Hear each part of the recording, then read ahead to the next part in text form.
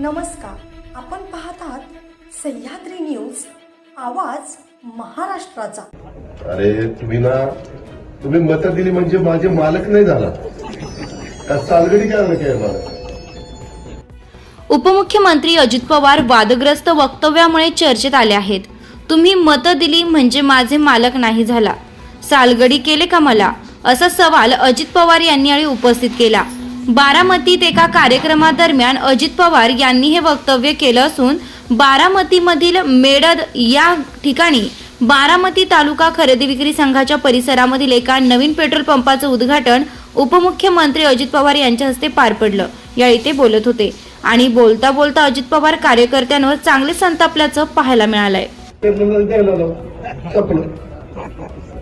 त्याच्यावर काळजी करू नका। अरे तुम्ही मतं दिली म्हणजे माझे मालक नाही झाला का? सालगडी काय मला? आता आयुर्वेदिक कॉलेजचं काय नाव? नाही, आपण नारायणपूर सारखं करू ना। तुला बोललो ना मी माग, शासकीय आयुर्वेदिक महाविद्यालय हॉस्पिटल। नाही, हे मला आत्ता नाही सांगता येणार। मागे आम्ही पुण्यश्लोक अहिल्यादेवी होळकर यांचं नाव दिलं, त्याचा बोर्ड झाला का होता? बसला का?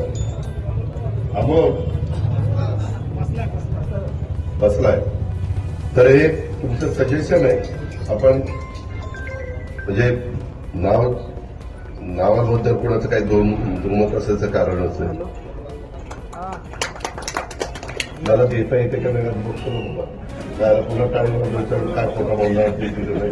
मी फक्त तिथं विचारतो, मागं जसं देता आलं तर इथंही देता येईल असं माझा अंदाज आहे। पण आयुर्वेदिक कॉलेज हे सार्वजनिक आरोग्य करील का वैद्यकीय शिक्षण करील? मग हसन मुश्रीफ आपल्यासाठी म्हणजे त्यांना विनंती करू, आपल्या हातात नाही। ब्रेकिंग न्यूज सुरू, त्यांना विनंती करू।